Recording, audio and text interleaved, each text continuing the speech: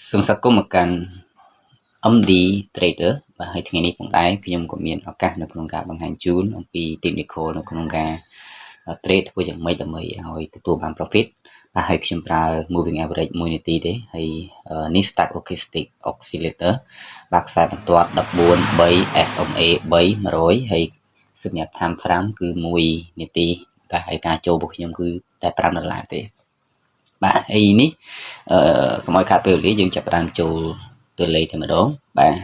នៅពេលដែលពុកម៉ែបងប្អូនឃើញទម្រង់បែបនេះបាទយើងអាចចូល down បានបាទហេតុផលហេតុអីបានជាខ្ញុំចាំបាច់ធ្វើការចុច down ដោយសារតែទី1យើងត្រូវទៅមើលខ្សែបន្ទាត់ stochastic oscillator វាចូលតំបន់មួយគេហៅថាយើងនិយាយទៅគឺតំបន់ overbuy គឺវាដល់ចំណុចខ្ពស់បំផុតអីបាទជាអតិបរមាដែលវាយើងអាចធ្វើការ predict ថាវាអាចឡើងទៅលើទៀតបាន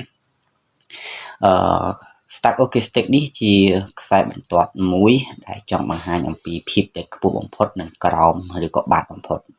ហើយចំណុចទីបន្តទៀតនោះគឺយើងសម្លឹងទៅមើល moving average វាសន្ធិដ្ឋទៅលើ up trend ប៉ុន្តែជាក់ស្ដែងនៅក្នុងទម្រង់នេះគឺនៅពេលដែល stochastic ប៉ះនៅក្នុងបន្ទាត់ក្រហមនេះហើយជាដើមចំដែលធ្វើឲ្យខ្ញុំហ៊ានសម្រេចចិត្តធ្វើការបាទចូលទៅលើការចូលទីផ្សារនេះគឺចុចបាទធ្វើការ sell បាទជាមើលតើទទួលបាន profit ឬក៏បែបណាបាទយើងទទួលស្នាទាំងអស់គ្នាណាបាទដោយដែលពុកម៉ែបងប្អូនធ្វើការជ្រាបបាទនេះយើងទទួលបាននៅផលចំណេញហើយខ្ញុំនឹងបន្តធ្វើការចុច down បន្តទៀតដែលខ្ញុំហ៊ានសន្និដ្ឋានបានថាវាប្រកាសជាជន់ក្រោមបាទមកប៉ះជាមួយនឹងបាទបន្ទាត់ moving average ហើយទៅវាបើយើងនិយាយថាបើនេះគេហៅថា retest ជាមួយនឹងប៉ះជាមួយនឹងបន្ទាត់ moving average ហើយវានឹងឡើងទៅលើវិញបាទចាំមើលតើក្នុងលក្ខខណ្ឌនេះខ្ញុំនឹងអាចទទួលបានបាទរកបាននៅផលចំណេញទៀតអត់បាទវាដោយដែលពុកម៉ែបងប្អូនបានដឹងហើយថានៅក្នុងការលេងទៅលើទីផ្សារមានប្រភេទនៅក្នុងការចូលឬរៀងខ្លួនប៉ុន្តែជាក់ស្ដែងបាទសម្រាប់ខ្ញុំអង្កេតឃើញថាការចូលនៅក្នុង technical បែបនេះគឺខ្ញុំអាចទទួលបាននៅផលចំណេញបាទប្រចាំថ្ងៃបាទ every day is a profit day ហើយបើសិនជាយើងប្រកាន់នៅក្នុងរូបមន្តតែមួយនៅក្នុងចំណុចនេះបាទតើខ្ញុំនឹងអាចទទួលបានផលចំណេញឬក៏យ៉ាងណាបាទទទួលទស្សនាទាំងអស់គ្នាបាទនេះអូខេបាទវាហៀបនឹងធ្វើការឡើងប៉ុន្តែអូខេ time is limit បាទពេលវេលាមានដែនកំណត់អញ្ចឹងធ្វើឲ្យខ្ញុំអាចទទួលបានផលចំណេញបន្តទៀតនៅក្នុងចំណុចនេះផងដែរបាទខ្ញុំឃើញថាវាចូលនៅក្នុងទម្រង់ down trend ដែរប៉ុន្តែវាអត់ត្រូវនឹង technical របស់ខ្ញុំបាទខ្ញុំសម្រេចចិត្តថាចុច up ពីព្រោះអីបាទ stochastic oscillator នេះវាបង្ហាញថាវាជា up trend ហើយ candle មួយបាទពាក់ព័ន្ធទៅលើ candle stick មួយនេះគឺបង្ហាញថាវាជាប្រភេទ strong candle បាទហើយពាក់ព័ន្ធទៅលើទម្រង់នៃទីផ្សារវាអាប់ទៀតចឹងធ្វើឲ្យខ្ញុំសម្រេចចិត្តថាខ្ញុំនឹងធ្វើការ click បាទ buy ឬក៏ up នឹងតែម្ដងជាក់ស្ដែងដូចដែលពុកម៉ែបងប្អូនបានដឹងហើយថាការលេងវាគឺប្រៀបផ្ទឹមជាមួយនឹងភាពបាទយើងនិយាយទៅគេហៅថាចំណុចមួយដែលយើងគិតថាវាអាចទទួលបានផលចំណេញយើងគួរតែលេងបាទពាក់ព័ន្ធទៅលើ technical កុំលេងពាក់ព័ន្ធទៅលើយុទ្ធសាស្ត្រច្រើនពេកបាទតាមការ recommend សម្រាប់បងប្អូនទាំងអស់គ្នា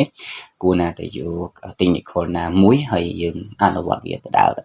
ដោយ technical នេះជាងបាទខ្ញុំអត់អាចរក technical ណាផ្សេងទេព្រោះខ្ញុំគិតថាខ្ញុំផ្ដោតសំខាន់ទៅលើតែ